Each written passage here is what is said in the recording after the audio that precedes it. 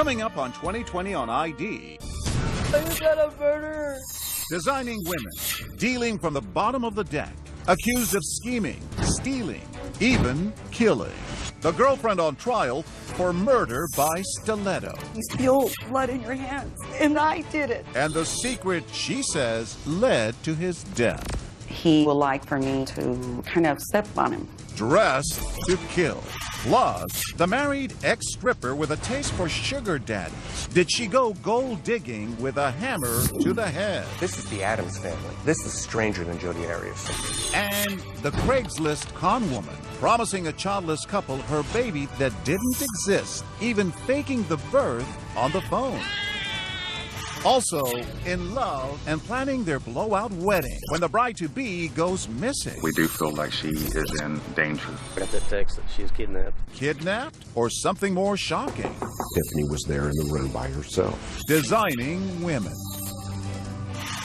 Welcome to 2020 on ID. I'm John Quinones. From lies that spin out of control to scams to murder, the women you're about to meet have left lives in shambles. First, Ana Trujillo admits she killed her lover.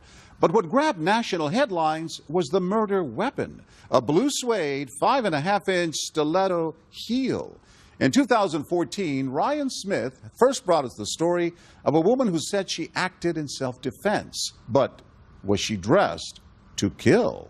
A woman accused of killing a man with her stiletto heel. Ana Trujillo is being held here, and testimony is still going on. Prosecutor Sarah Mickelson demonstrated to the jury. Houston has some crazy, crazy crime, and this is one of the craziest things that I think a lot of us have ever seen. About 10 puncture wounds to the head. When you hear of someone dying, especially a brutal death, they're being shot, they're stabbed, but no one ever thinks there's going to be a stiletto heel in the middle of it, right? Yes, who ever heard of assault by deadly footwear? The crime scene, a ritzy condo in this high-end high-rise, and the accused, a petite, soft-spoken mom looking at life in prison, telling her story to 2020. It's very surreal. It feels like it happened to someone else, and I'm just watching it. Born in Mexico, Ana Trujillo came to America with dreams of making it big. Married twice, the mother of 2 young girls, she was a striking, vibrant young woman who was once the host of a community access show and called herself Anna Fox. Thank you for joining me and enjoying ourselves. The producer said I had a bubbly personality. Is that who you are? That TV host with that bubbly personality? Yes, I am, actually. I'm usually very optimistic. I love life. I love friends. And I just believe in being me. But those big dreams jumped the track as she landed on the hard side of town. Jim Carroll met her at the Lawndale Hotel, where they both once lived. What was she like? She laughed a lot. I mean, she was really cool. She just talked about spirituality and the pyramids and ghosts and the tarot. She was a drifter, floating from job to job, wishing for the right things, attracted to the wrong people. She brought several men to the hotel, and finally I started talking to her. I said, look, you know, we can't have none of that business going on here. And how many men would you estimate this was? 4 to 6 men. One of them was the professor. His name? Stefan Andersson, a naturalized citizen from Sweden who worked at the University of Houston as a medical researcher. Tell me about him. Well, he was very charming. He had a beautiful young spirit. He was a professor, and that is really what attracted me. How did he treat you in the beginning? Oh, he was wonderful. In the beginning, it was all so carefree. Here at the local taco shop, Bodegas, they were regulars, and his friend, Adam Benjamin, remembers the early days of their romance. You can see Stefan right there. So what was Stefan's taste in women? Stefan liked attractive women in heels with nice legs, but he didn't have girlfriends or anything like that. Why do you think he felt so connected to Anna? She was a bad girl. It's the opposites attract. Within weeks, she'd moved on up to his deluxe apartment in the sky. You wanted to marry him. Yes. He wanted to marry you. Yes. It wasn't all about love. It was also about sex. Kinky sex. Trujillo claims her man had a thing for shoes, and she was happy to oblige. What did he want you to do? He had a shoe fetish. He would like for me to kind of step on him. Step on him? Well, walk on him. He liked a little bit of pain. But just months after they met, that happily ever after, began to wear thin. His drinking started concerning me. I didn't know what it was to be with, I say, an alcoholic. He drank a lot, but he didn't seem to be an angry drunk. He seemed like a troubled and gentle soul. A troubled soul who, according to Anna, had a hidden dark side. He was super sweet and nice, and all of a sudden, out of nowhere, he would just turn into this other person. He would just start accusing me of things. Like what? Why did you leave me? How come you didn't take me with you? What would you do when he did this? I would not provoke him. I would just be quiet. Did other people know about this side of him? Did other friends see him like this? He hid it really well. It was a hot summer night when Anna and Stefan go out for a night at Club 5015. They share a bottle of wine, chased by a few shots of tequila. In this case, a combustible mix. Anna is dressed to kill in her 5.5-inch blue velvet stilettos. I had the huge high heels that he loved for me to wear. It made you happy to buy the stiletto that he liked. I had to be very careful because the shoes were so high. Surveillance videos at the restaurant paint a portrait of a good time girl. Take a look as she flirts with a stranger at the bar, then does a sexy chair dance. At first, she and Stefan seem to be having a great night out, but by the time she is ready to leave, he is not. I was going to leave early in the morning to go see my daughter. I wanted to leave, not stay out very long. He kept wanting to stay longer. That decision to go home is the spark, she says, that will ignite a firestorm. Still, the last images captured at the nightclub show Stefan calm as he leaves the bar with Anna. Was he wasted by the time you got to the cab? Yeah. As the cab pulls up, Rosemary Gomez was at the wheel, accompanied by her husband. I was just taking the fare like I normally do.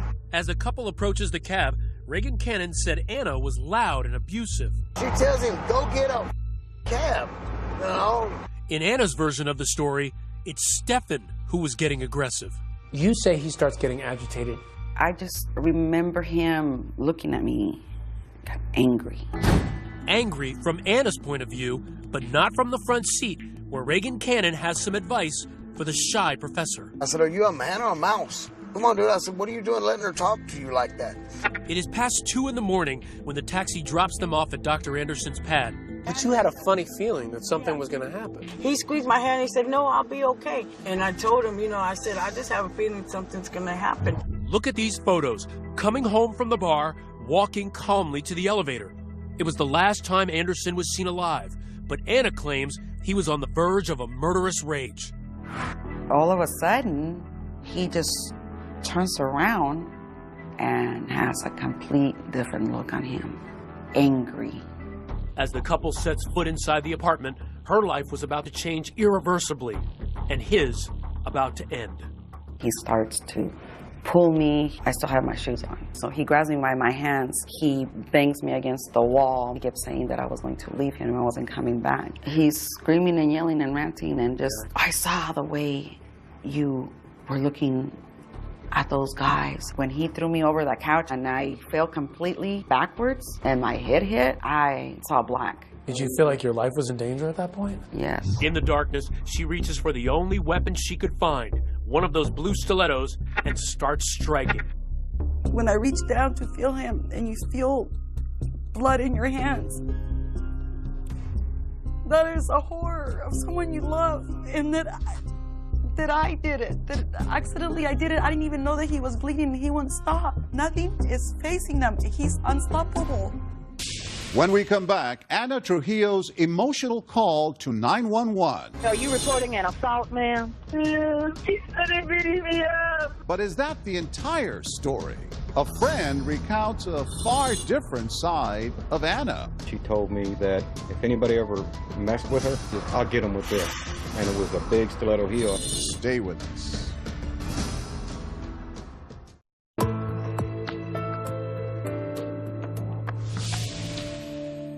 Are you reporting an assault, ma'am? Yeah, he assaulted me. I hit him with my shoe and he's bleeding. He started beating me up. When Houston police received Anna Trujillo's desperate 911 call, they raced to her boyfriend's high-rise condo and walked into a slaughterhouse. The crime scene photos in this case were especially gruesome. The blood spatter, the victim still lying there, It was a tragedy, and it was horrible. The hallway was streaked with blood. The deceased, medical researcher Stephen Anderson, barely recognizable from more than 24 stab wounds to his head, face, and neck, all from the heel of Anna's blue velvet stilettos. Stephen's hair still stuck to the heel. And on a glass table nearby, a macabre sign. Trujillo's Book of Tarot turned to the picture of death. Instantly, the police officer was suspicious. He just yelled at me and took his gun out and he told me to get down on the ground. I thought they were there to help us. The millions of officers showed up and where was the ambulance? Anna tells police Anderson had attacked her, that she killed him in self-defense. She was drenched in blood. Police bring her in for questioning, and Anna gives a rambling, disjointed statement that includes little about the actual killing. It's a meandering sort of my life up till now 3-hour tape in which she talks about what actually happened the night of, very briefly. The cops have heard enough. They put her under arrest. They're blaming me. They're telling me that I killed him. I am not a murderer. She's booked, post bail, and is put under house arrest. But as the countdown to trial begins, Houston was riveted. The murder weapon is a 5.5-inch heel. Stabbing her boyfriend to death with And it was a bloody scene. Each day, new allegations surfaced about the violence in her past. Brian Goodney, a former friend, remembers a startling attack. Walk her to the door, turn around to open the door, and get hit on the back of the head with a candlestick. That was the last thing you remembered. She knocked me out. And remember the Lawndale Hotel where her friend Jim Carroll once lived? He told the most jaw-dropping tale of all. She told me that if anybody ever messed with her, she pulled her shoe off. She says, "I'll get them with this." And it was a big stiletto heel. The trial began in a burst of lights, camera, and bravado. Feeling confident? Do I look like I got scared? From the beginning, prosecutors pull no punches, focusing the jury on that killer heel, really the star witness in this case. Over and over, they demonstrate the brutality of the crime. In trial, we saw an x-ray of the shoe. To the naked eye, it just looks like a cobalt blue stiletto high heel. But once you saw that x-ray, it looked like an ice hammer. He had 10 puncture wounds on his head, 15 to 20 around his neck, face, and arms. That is excessive for a lot of people. Excessive, what he was doing to me? He was enraged. He hit me on the head with my own shoe. Even though his case is far from a slam dunk, Anna's attorney, Jack Carroll, still seemed confident. Was Anna justified in her actions that night? What the evidence is. Whether she hit him once, hit him 25 times or 100 times, if she felt her life was in danger, the jury can't convict. To prove the case, Carroll had to convince the jury that Anderson flew into a violent rage at his apartment. These photos, taken 48 hours after the murder, show bruises, but it wasn't clear when she got them. The defense wanted to portray her as a victim and as someone who only did this because she had to. Remember that surveillance video from the apartment? The last images of Anderson alive? He seems calm and collected, but his blood alcohol is almost twice the legal limit. I think we've all seen people that drink a lot and, act one way in public and they go home and they act a different way. Anna was alone in Stefan Anderson's apartment and he went off the deep end. Did the mild-mannered professor attack his girlfriend in a drunken, jealous rage? She talked about being smothered at one point and then he was grabbing her. That's when she started hitting him with a shoe. But it's the murder weapon itself, that $29 stiletto shoe, that could come to Anna's rescue. It's not a gun. It's not a knife. It's not the typical thing someone would use to kill someone. So that could help the defense in saying she just grabbed whatever she could. On the morning of April 6th, the sun rose over a perfect spring day in Houston. Closing arguments in the Trujillo case were about to begin. It won't be until your just verdict that she ceases to be the stiletto stabber, and she will then forever be Anna Trujillo, murderer. But the defense argued that she was fighting for her life. As long as she reasonably fears the threat of serious bodily injury or death, she's justified. After less than 2 hours of deliberation, the verdict was swift and unequivocal. We, the jury, find the defendant, Anna Trujillo, guilty of murder as charged in the indictment. She is now a convicted murderer, sentenced to life in prison. And though that shoe may fit, she still refuses to wear it. We all have opinions of what we would or wouldn't do, or why, or how. But when you find yourself in a situation, you don't know either, because it's a situation. You don't know what you're going to do when that happens. You think you do, but you don't. In spite of all of that, you loved him. I love him, and I'm mourning, and I'm in sad, and I'm in pain, and I have no closure. And it's not my fault. As of 2014, Anna Trujillo is appealing her conviction. She will be eligible for parole in the year 2043, when she will be 75 years old. When we return, an ex-stripper and her sugar daddy boyfriend. Why was her husband murdered? This is the Addams family. This is stranger than Jodi Arias. Stay with us.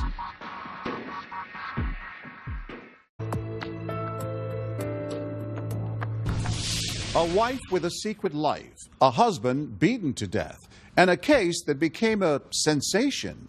In 2014, Jim Avila first told us about a troubled couple where infidelity and a thirst for money added up to murder. Phoenix, Arizona, the Valley of the Sun, where hot asphalt seems to bake human tempers, delivering simmering trials and raven-haired killers.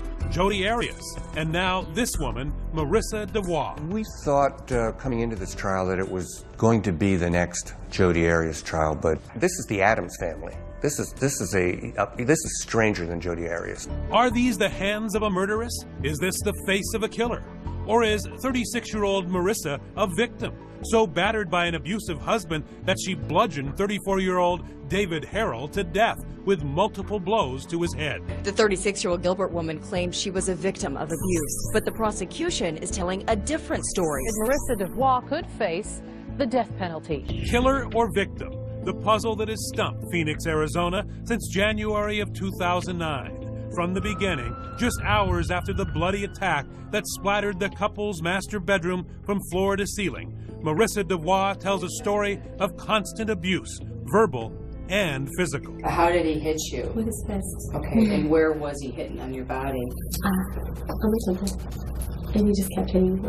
Marissa even stands to show police how she says her husband of 9 years raped her on the night of the attack, choking her before forcing her on the bed against her will. So you came home and you want to have sex, didn't you? Got mad? You wake up, he's raping you. Hands are on your neck. He likes that. He likes it because he can hold it here. On it. Okay. At times, crying at appropriate times, seeming completely distraught, and yet at other times, she was almost smiling in an uncomfortable way that a seasoned detective would probably look at and at the very least find odd. For police, it was an odd story and an odd victim. Dale and Marissa had met as teens in their hometown of Lake Havasu, Arizona, a party town known for outrageous spring breaks. They met up again years later in their 20s in Phoenix. By then, Marissa had a baby. She was a stripper, and according to her former friend and nanny, Amy Dewey, an opportunistic Marissa saw Dale as a catch. What was the attraction? I think that she saw a man who had just graduated from refrigeration school and had the potential to make money. It was always about the money. Amy lived with Marissa and Dale for a time in Phoenix before their marriage. Was there any sense that Dale was violent in any way? No. She would come home and try to pick a fight with him or try to provoke him, and he would just tell her, I'm not going to fight with you. I love you. Let's work this out. Then came the day Amy was fired after a chilling conversation. If true, it would foreshadow a future grisly murder. She came to me and said, Dale is dreaming about having sex with you. I don't think that's appropriate. I'm concerned for your safety. Dale is dreaming about killing you with a hammer. You have to go. Fast forward to one January night, Dale in his bedroom, critically wounded by, yes, a hammer. My husband was trying to hurt me, trying to call me. In the interrogation room, Marissa plays the battered woman card.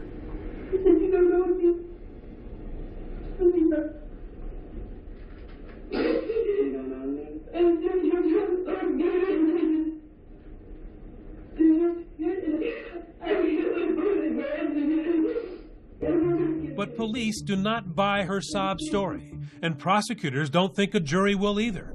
Opening statements today in the case of a woman accused of killing her own husband. The real motive for that tool-time thrashing, they say, was a big fat payday. Marissa's a woman who likes money. But more than that, she likes easy money. Prosecutors showed the crime scene in vivid detail, displaying Dale's deadly injuries. Arizona Republic writer Michael Kiefer is in the courtroom. You know, she put a fist-size hole in the side of his skull. Then the prosecution begins to reveal a secret life that Marissa never spoke of. A past that includes working that pole at a strip club. The risky behavior, the boyfriend, the stripping. You get a picture of someone who doesn't have rules. Living on the edge. Yeah. One of those lovers, Alan Flores, loaded with cash. They met on a website for rich men called SeekingArrangement.com, the so-called elite sugar daddy dating website. So you began having sex the first day you met? Correct. In return, he loans her more than $300,000, keeping meticulous track of every dime. To hear him tell it, she's going to pay it back any day now. This insurance money's going to come through. Don't worry about it. There it is. What prosecutors believe is the real motive for the murder. A big life insurance policy on Dale, earmarked to pay back her sugar daddy. A new insurance policy that was worth $1 million. It was not looking good for Marissa, but her defense had yet to start. And when it did, a blockbuster of its own. Until then, really nobody had said anything positive about Marissa. Nobody.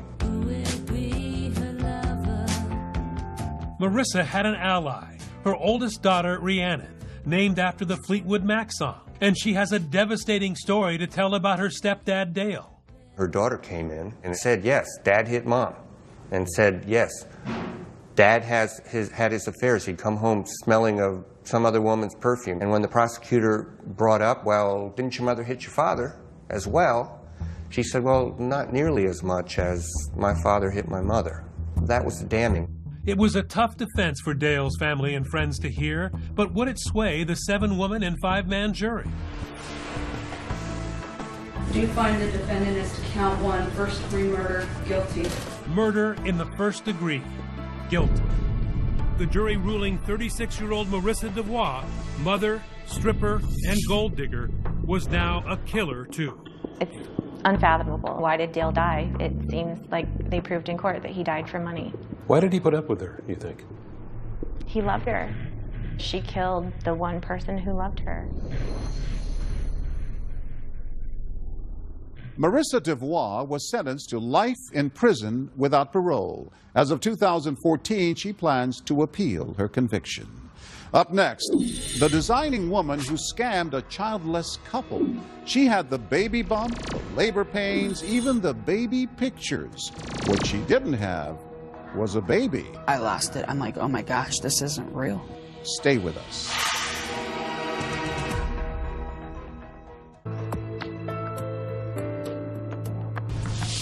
Now, a couple unable to conceive and willing to do almost anything to get a baby. But as Rena Ninen first reported in 2014, little did they know they'd end up victims, not parents. Even before they got married, Mark and Tracy Dzansky, living in a kid-friendly community outside of Chicago, talked about having children. Can't wait to have a little girl and put her in the sundresses and fix her hair. But Tracy was unable to conceive, and going through adoption agencies can be an ordeal. It takes so long and it's so expensive. So the Dzanskys decided to write a heartfelt ad on Craigslist. We want a child more than anything in the world. We are not rich, but we can give that child anything or everything they may need. It's a growing trend, wannabe parents going online to adopt a child. Legal? Yes. Guaranteed? No. Finally, the Dzanskis get the answer they've been waiting for from a pregnant mom almost 1,000 miles away in North Carolina. She knew that she couldn't take care of this baby. Heather Taylor lives in this trailer and is struggling to make ends meet. She's willing to give Mark and Tracy her baby. So it's time to go shopping. We got a few of the items and all the equipment and whatever else the baby needed here. The local Babies R Us wasn't the only place the Jakinskis were dropping cash. Naturally, during the pregnancy, there were some financial expenses that she said she needed money for. And we didn't hesitate. I mean, you know, we want to keep her healthy. She's carrying our adopted baby. Weeks later, Heather unexpectedly goes into labor. Tracy is actually on the phone as Heather rushes to the hospital. She's having a C-section, and I'm on the phone with her in the living room. I mean, you could hear, like, the heart rate and everything. And then a couple minutes later, there's a baby crying. Oh my gosh, Tracy, it's a girl. I love Mommy. Is that the one that says Daddy loves me? Yeah, Daddy's sweetheart. Did you give the baby a name? We did. Anna Rosemary. Anna Rosemary. Yeah. Heather now says she needs more money for Anna Rosemary's expenses. The total tab now around $1,500. Diapers, formula. I said as long as it's for the baby, yeah, I don't have a problem with it. Don't hesitate. And then Heather sends you this.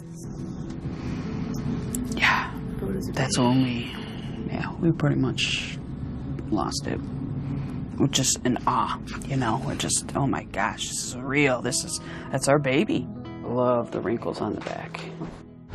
Now they're just anxiously waiting for Heather to come from North Carolina to Chicago to drop off little Anna. But where was she? Oh, it's one thing after another. Her brother was in a car accident. She missed her plane. The baby had breathing problems. She didn't want to fly. She wanted to drive. Then Heather drops a bombshell. She's changed her mind that her mom was going to help out, that she would be able to afford to keep our Anna. Devastated and now suspicious, Tracy goes back to Craigslist and contacts other couples, wondering, is this a scam? Sure enough, she hears from a woman named Nicole who says Heather was giving birth to her baby too. I lost it. I'm like, oh my gosh, this isn't real. No, it wasn't real. The pregnancy, the sounds of a newborn crying in the hospital room, those photos, all part of an elaborate and heartless scheme. There was never a baby. And it was all a lie. It was all a lie. Detective David Flynn from the Pitt County Sheriff's Department says Nicole, the North Carolina victim, got these photos as proof of Heather's fake pregnancy. So she's pretending here to be pregnant. That's correct. I'm not sure what she used to make her belly bigger. So who is Heather really? Well, she's no stranger to the law, arrested for writing bad checks and identity theft. And speaking with Heather Taylor's family, she's had a long history of making up stories. And we told her, so if you can start paying us back every month some of the money, I won't press charges. But just like the baby, the refund was never delivered. I said, you're full of it, we're done. I said, you'll be hearing from the detective. Authorities say the suspect solicited people on Craigslist claiming to be pregnant and needing money. She was arrested and charged with a felony. She was given 36 months supervised probation, and she had to seek mental treatment. She was also ordered to pay restitution. I guess it really isn't even the money that hurts the most. The emotional toll that this took on them, you really can't repay them for that. How could you be so cruel and mean and deceitful to do this to somebody? I was just heartbroken. It's like the baby died almost, or right. Were you mourning? Oh gosh, for months. Our little Anna would be a year old. Despite their awful experience, the Dzanskis haven't abandoned their dreams of parenthood. Soon, they hope to start fostering to eventually adopt a child. And you believe in your heart it's definitely going to happen? Yes. There's no doubt in my mind. That baby's going to have nothing but the best. As of 2014, the Dzanskis have obtained a state license to foster children and still hope to formally adopt a baby. Up next, a bride goes missing just before her wedding. Biggest fear, bar none, is somebody finding Tiffany Bray dead while we're looking for her. But this disappearance is not what it seems. They spent quite a bit of time watching me. And a very surprising ending. I don't even know till this day where I'd be if they wouldn't have found me. Stay with us.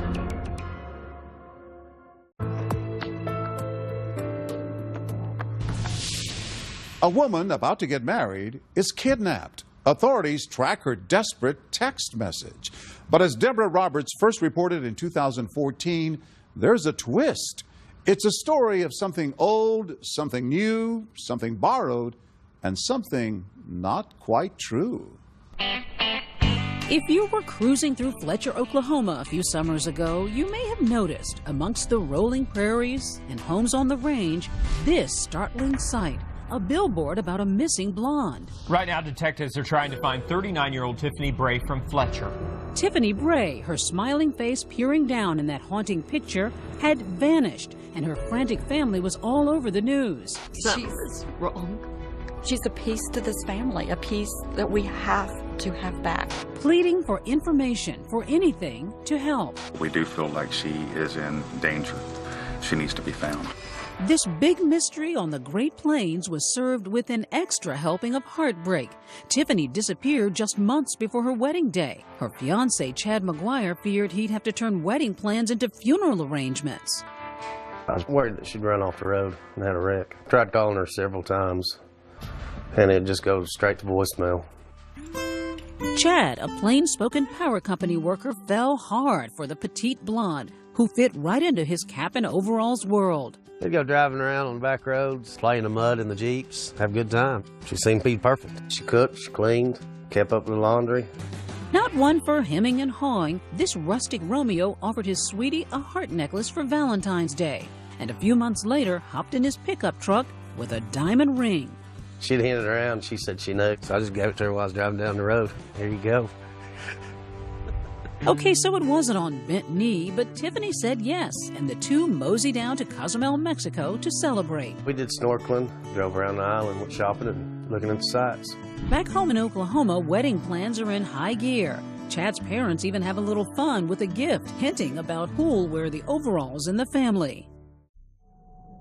It all seems hunky-dory until one morning a few weeks later when Tiffany puts on a pair of camo shorts, some flip-flops, and hops into Chad's pickup truck to run some errands. The last text I heard from her, it was around noon.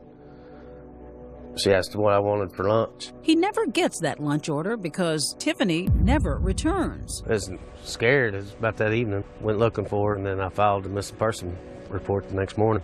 This is not like her. She always calls her mother every day or every other day, regardless of what is going on in her life. Not a word from his new fiancée for 96 excruciating hours. Then a text message sent from her phone that has Chad fit to be tied. 4 days later, I got that text that she was kidnapped. It reads, "Need help somewhere in Lawton, in dark room. White man.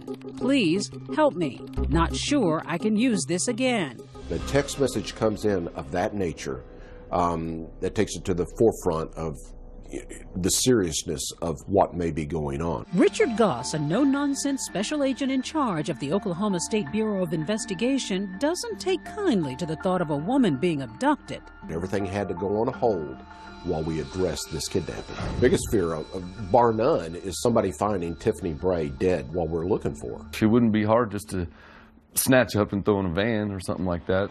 Tommy Lewis, an old family acquaintance who values friendship as much as his Christian faith, is happy to help. You will not go empty-handed. How involved were you? We spent our time and money searching, trying to assist investigators. The longer something like that goes on, the more in your head you're thinking this is not going to end good. We're out looking for a dead person.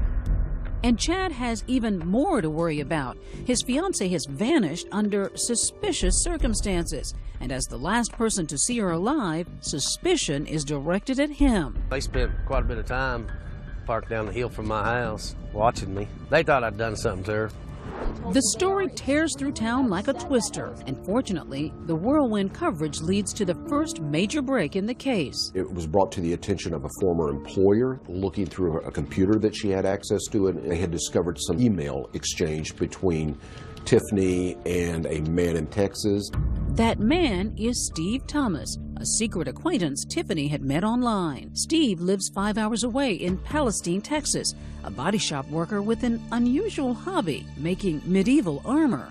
Investigators are soon hot on his trail. The next stop, obviously, is find the man in Texas. They soon track Steve's cell phone, not to Palestine, but 360 miles south to coastal Corpus Christi. The cellular provider was right on the money as far as the location of the phone. That location, this no-tell motel. So imagine their surprise when they bust into the room and find her only injury is a bad sunburn. I would say that we knew positively when we walked into the motel room that she was safe and sound. It had all been a hoax. A wild goose chase. Turns out Tiffany's no kidnap victim, but a reluctant bride with a bad case of cold feet. She agreed to tell us her story for the first time, explaining that she dreamed of more than cooking and cleaning for Chad. Chad was a nice guy. I just was not happy with my life. So why didn't you just break it off? Say it was a big mistake? I can't answer it. I just felt like I couldn't breathe anymore. Her plan, if you can call it that, began that July morning. Got up, got ready. I said I'm going to town. Instead, she takes a detour, a huge one, in Chad's truck. She cruises 70 miles up I-44 to an Oklahoma City pawn shop and literally sells off her fiancé's heart. His heart necklace, that is. How much did you get for your necklace? Like $60 maybe. Chump change that would barely pay for a tank of gas. So later, off goes the $2,500 engagement ring to the pawn shop, too. What's going through your mind as you're driving? The whole time I was driving, I was shaking. I was so confused. I thought, you know what? I have this address for Steve in Texas. That's where I'll go. Steve, that online friend with a passion for medieval attire.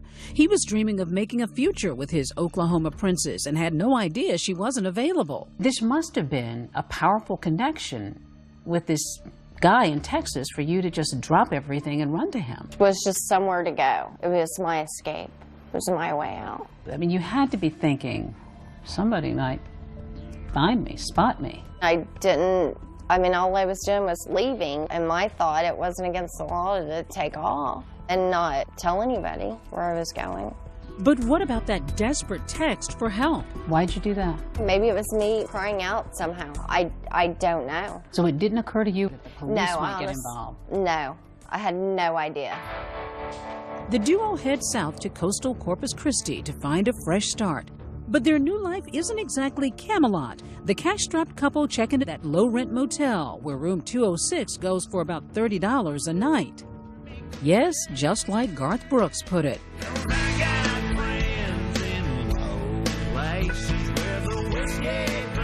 What did you do with yourself those days? Absolutely nothing. Once, I think we went out shopping. Occasionally, we go to a fast food or something like that.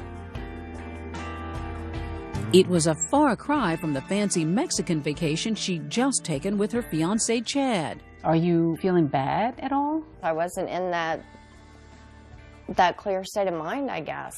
You just try to block that out somehow. But there's no blocking the cell phone signal of her Texas squire. Soon, there's someone at the door, and it's not room service. Someone knocked at the door, and it was those guys.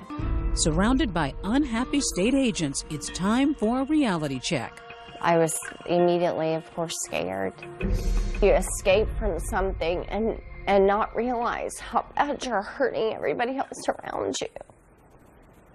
So it's actually very selfish. Finally, this morning, they found her in Corpus Christi with a male companion. Her companion, Steve, wasn't part of the hoax. Police say Tiffany kept him in the dark. But after logging 6,500 miles, spending 685 man-hours, and more than $34,000 on the case, Inspector Goss isn't inclined to forgive. When we arrested Tiffany Bray, I had no sympathy for her at all. The number one cause of death in law enforcement is traffic accidents. I'll be darned if one of my agents or a law enforcement officer should lose his life for a game. Tiffany is arrested for taking Chad's truck and falsely reporting a crime. I was happy I wasn't a suspect anymore, and I was glad that she was found all right, saved, but I wasn't too happy.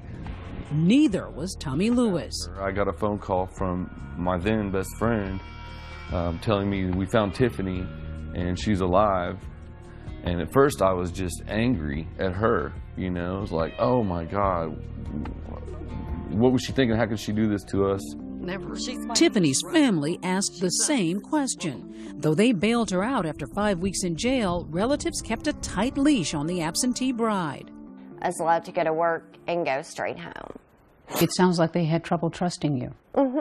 So I just ended up moving out. So no, I don't have a relationship with my family. Tiffany was able to cut a deal with prosecutors. No more time in the slam for the charges she faced as long as she pays back the $34,000 spent on her search. And it's not over yet. She's working 60-hour weeks to settle up with the OSBI, $560 a month for 5 years. I'm very grateful that they did find me, because I don't even know till this day where I'd be if they wouldn't have found me. I went to counseling because the guilt alone will eat at you every single day. Suffice it to say, the wedding was off. But Chad's achy breaky heart seems to have mended quickly. If they hadn't come got her stuff, I was going to have a runaway bride garage sale. And guess what? There's a happy ending to this tangled love story. Remember Tommy, Tiffany's family friend? We just kind of started hanging out more and enjoying each other's company, and I invited her to church, and the relationship just kind of blossomed. Never forget that history, and that we always use it to guide ourselves in the future. And soon those church bells were ringing for them. Were you worried on the wedding day about whether she was going to show? I'd be lying if I said it didn't cross my mind. What was it that you found in this relationship that you just did not feel that you had in your life before? Love. Never felt like I had that before. As of 2014, Tiffany Bray says she and her husband Tommy are doing well. She continues to make payments to the Oklahoma State Bureau of Investigation. As for her former fiancé, Chad, he says he wishes Tiffany the best and has no regrets. I'm John Quinones. Please join us next time for another edition of 2020 on ID.